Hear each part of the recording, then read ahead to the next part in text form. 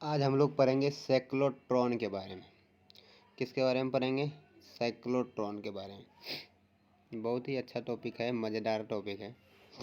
चलिए सबसे पहले इसका फिगर से समझते हैं, उसके बाद इसके बारे में जानेंगे।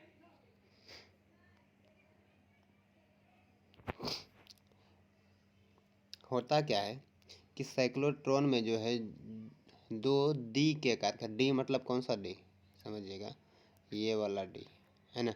डी के आकार का दो डी के शेप में क्या होता है, और ये डैश लगा होता है, इसको हम लोग डैश बोलते हैं। जो डी के आकार का है ना, इसको हम लोग क्या कहते हैं? डैश कहते हैं। और ये जो दो डी के आकार का डैश है, इसमें इस ऑसिलेटर के द्वारा, इस ये जो है इसको हम लोग क्या बोलते हैं? ऑसिलेटर। इस ऑसिलेटर के द्वारा यहाँ पर इस केंद्र में क्या होता है कि आवेश को रिलीज करते हैं। क्या करते हैं? आवेश को रिलीज करते हैं। और ये चक्कर काटते हुए क्या होता है कि ये इस विंडो के द्वारा बाहर निकल जाता है। इसको हम लोग क्या कहते हैं? सौर विंडो। और ये जो है बहुत त्वरित गति के साथ, मतलब बहुत स्पीड में यहाँ से निकलता है ना। तो हम लोग क्या करते हैं, इसमें आवेशित कण को डालते हैं, जैसे अल्फ़ा है ना, अल्फ़ा कण, न्यूट्रॉन, ये सारे कण को इसमें उपयोग किया जाता है। इसमें इलेक्ट्रॉन का उपयोग नहीं किया जाता है। क्यों नहीं किया जाता है? क्योंकि ये बहुत हल्का होता है। और ना ही न्यूट्रॉन का उपयोग किया जाता है, क्योंकि न्यूट्रॉन जो है वो क्या होता है? आवेश नहीं होता उस पर, वो आवेशहीन होता है। न्यूट्रॉन क्या होता है? आवेशहीन होता है ना। तो ये इसका उपयोग हम लोग कहाँ करते हैं? हाई फ्रीक्वेंसी के साथ किसी आवेश को त्वरित गति करने में इसका उपयोग करते हैं।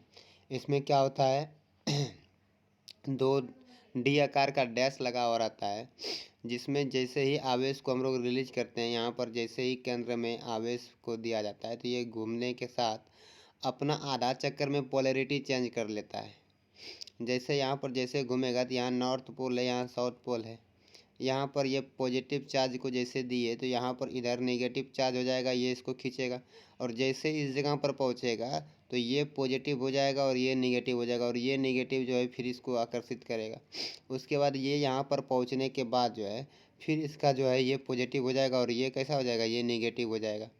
और ये नेगेटिव इसको फिर खींचेगा, फिर एक बार घुमाएगा, और जैसे ही यहाँ पर पहुँचेगा तो फिर ये नेगेटिव हो जाएगा और ये कैसा हो जाएगा? ये पॉजिटिव हो जाएगा, है ना। इसी तरह से ये काम करता है और बहुत तेज़ी के साथ घूमता है, जिसके कारण ये करता है क्या? त्वरित गति प्रदान करता है किसी भी आवेशित कण को। इसमें होता क्या है कि ये ऑसिलेटर के द्वारा आवेश को रिलीज करते हैं।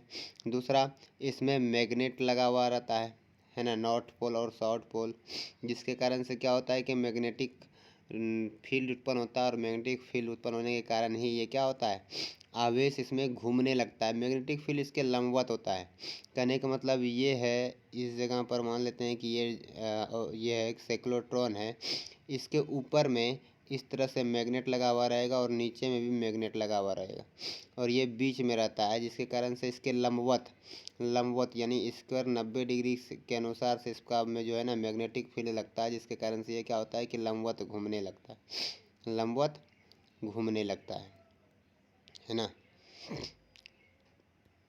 चलिए अब इसको हम लोग पढ़ते हैं।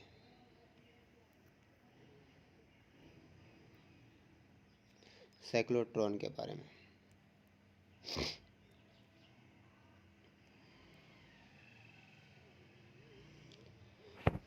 साइक्लोट्रॉन क्या है ना। साइक्लोट्रॉन क्या है? तो क्या है यह एक डिवाइस मतलब यंत्र होता है, जिसका उपयोग आवेशित कण जैसे प्रोटॉन, न्यूट्रॉन या फिर यहाँ पर अल्फा पार्टिकल हो जाएगा। क्या हो जाएगा? Alpha particle. तो लिख देते हैं यहाँ पर अल्फा पार्टिकल।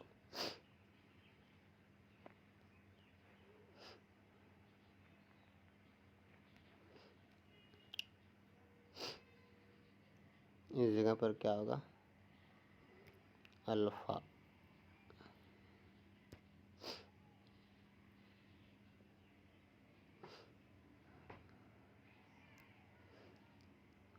है ना। तो इसका उपयोग कहाँ करते हैं, एक बार फिर से देखते हैं साइक्लोट्रॉन को।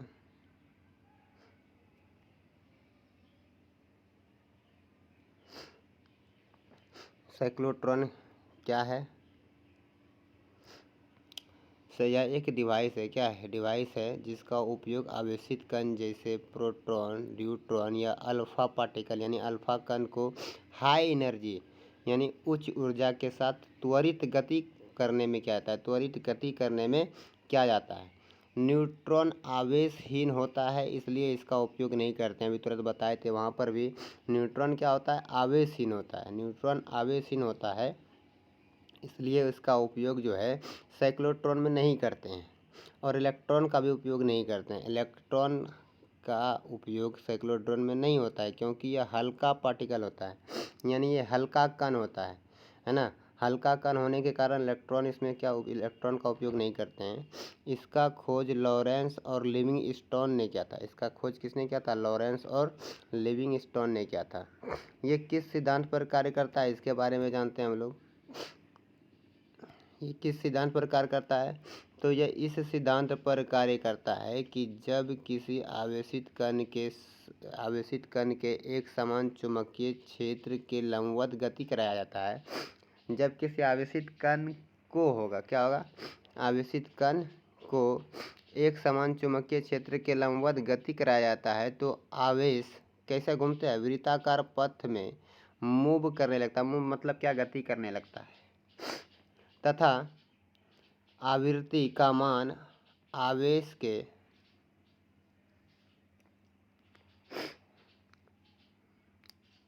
आवृत्ति का मान आवेश के यहाँ पर क्या हो जाएगा? इस जगह पर ये गलती है। आवेश के वृत्तीय पथ की त्रिज्या पर निर्भर नहीं करता है, ये होगा यहाँ पर, है ना। आवेश के वृत्तीय पथ की त्रिज्या पर ये निर्भर नहीं करता है, तो ये यहाँ पर गलती है। ये चांद नहीं होगा, ये गलत है। ये चांद नहीं होगा, है ना।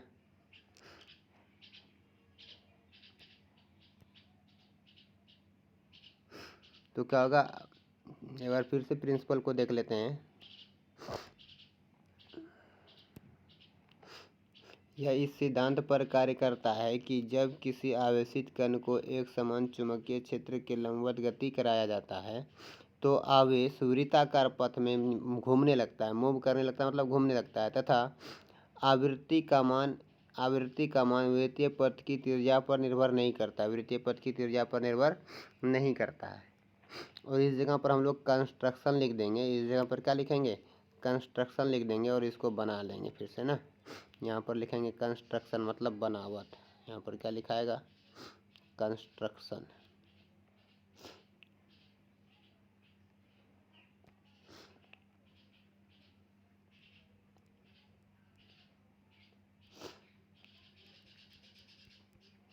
यहाँ पर क्या लिखाएगा? कंस्ट्रक्शन लिखाएगा। कंस्ट्रक्शन लिखने के बाद इस फिगर को बनाएंगे हम लोग, है ना। कंस्ट्रक्शन लिखने के बाद इस फिगर को बना लेना है। प्रिंसिपल लिखने के बाद इस प्रिंसिपल को लिख लेना है। कंस्ट्रक्शन लिखने के बाद इस फिगर को बना लेना है ना।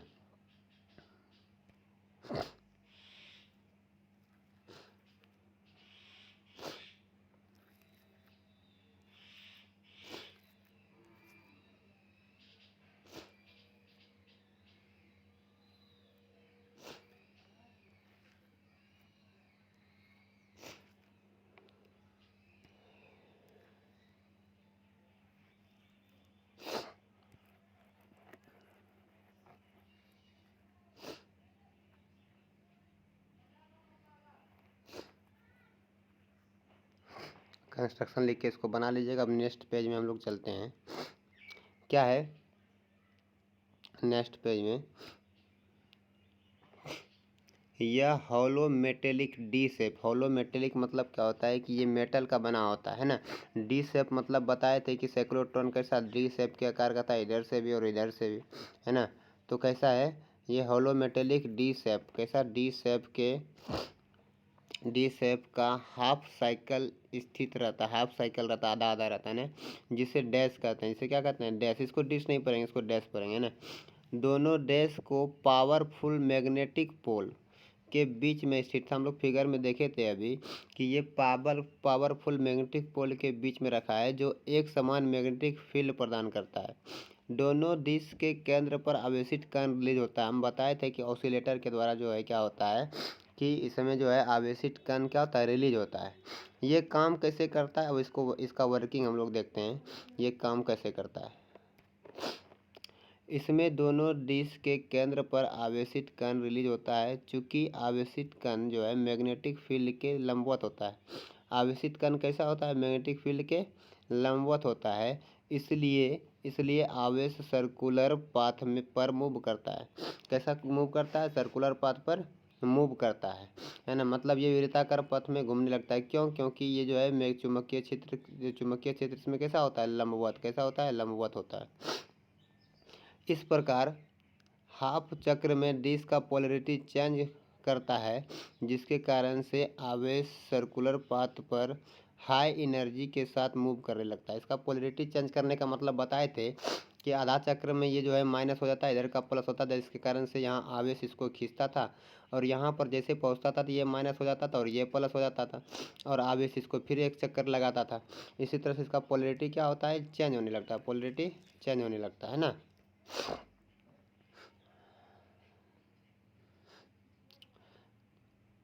पोलैरिटी चेंज करने के कारण क्या था, आवेश सर्कुलर पाथ में हाई एनर्जी के साथ मूव करता है। अतः आवश्यकता अनुसार टारगेट पर हाई एनर्जी से युक्त आवेश को विंडो के द्वारा रिलीज कर दिया जाता है।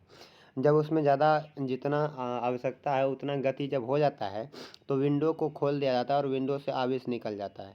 विंडो से आवेश क्या होता है, निकल जाता है। अब इसका हम लोग जो है ना व्यंजक को देखते हैं कि कैसे इसका व्यंजक प्राप्त होता है।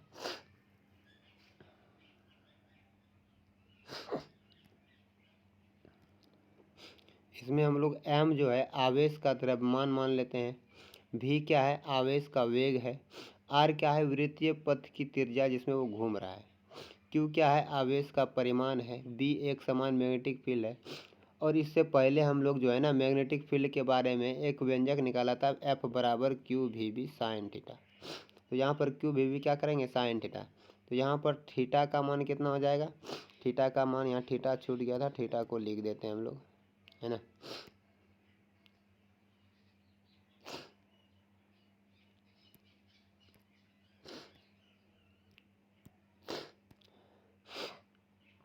यहाँ पर थीटा हो जाएगा, है ना।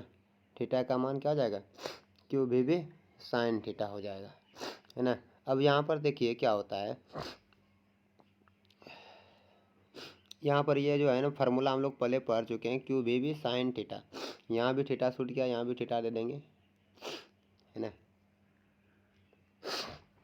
तो ये फार्मूला हम लोग पहले पढ़ चुके हैं, q v B sine theta किसमें, मैग्नेटिक फील्ड का जब हम लोग व्यंजक प्राप्त कर रहे थे, मैग्नेटिक क्रियाशील आवेश पर लगने वाले चुंबकीय क्षेत्र के कारण जो बल था उसमें q v B sine theta.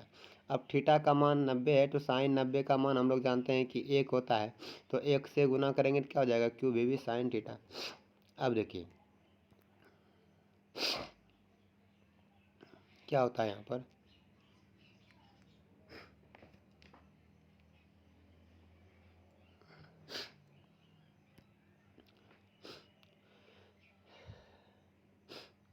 चूंकि बल आवेश को अभिकेंद्र बल प्रदान करता है, क्या करता है, अभिकेंद्र बल प्रदान करता है।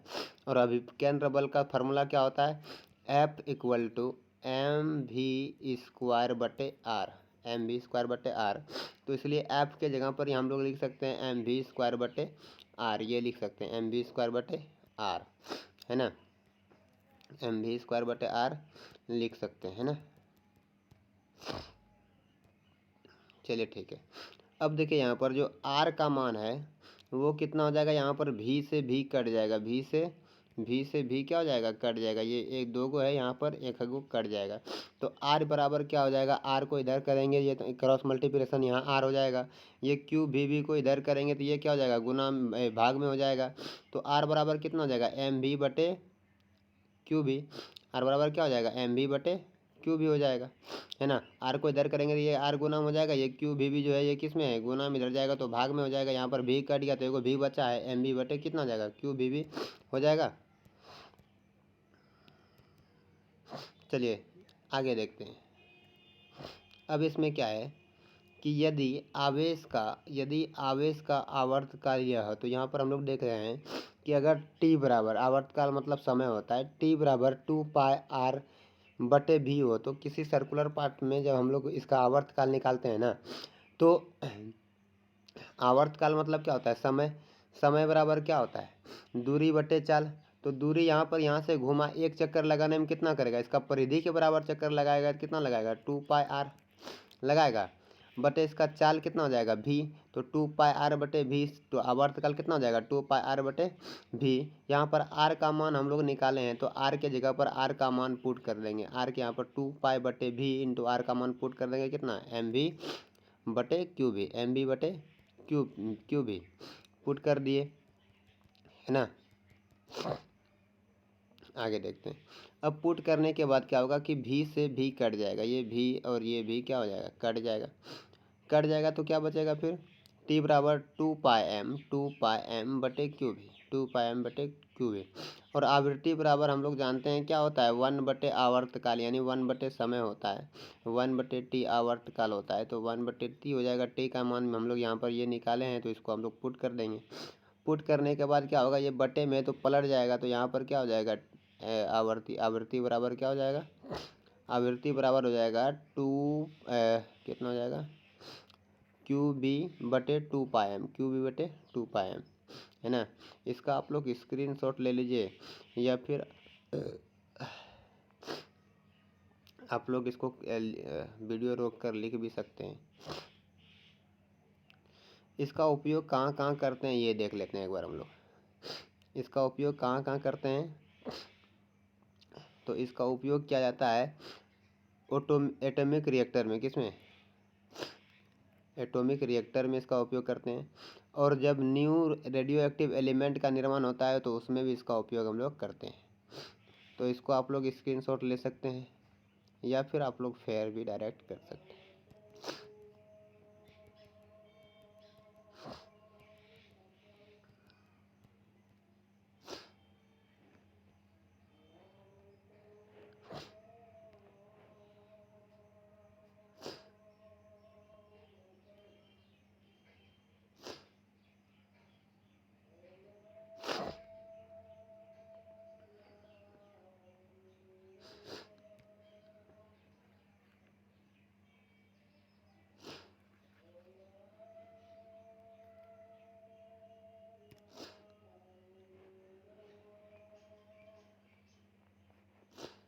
यहाँ पर थीटा छूट गया है, थीटा को लिख देते हैं हम।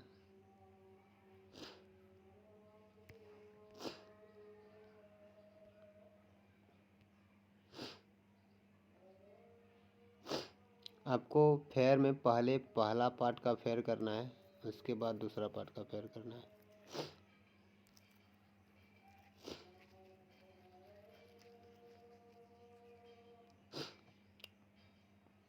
पहले पार्ट में जो था उसको फेयर कर लेना है, इसको फेयर कर लेना है पहले, उसके बाद दूसरे पार्ट में इसको फेयर कर लेना है ना। तो आज साइक्लोट्रॉन कंप्लीट हो गया। कल से हम लोग मॉडर्न फिजिक्स का क्लास चालू करेंगे। किसका चालू करेंगे, मॉडर्न फिजिक्स का, मॉडर्न फिजिक्स। तो कल का क्लास इम्पोर्टेंट होने वाला है, तो सभी कोई उपस्थित रहेंगे करके क्लास में, ठीक है। कल के क्लास में क्या करेंगे, सब कोई उपस्थित रहेंगे। आज के लिए इतना ही, धन्यवाद। आप लोग फेयर करते रहिए, पढ़ते रहिए मन लगाकर।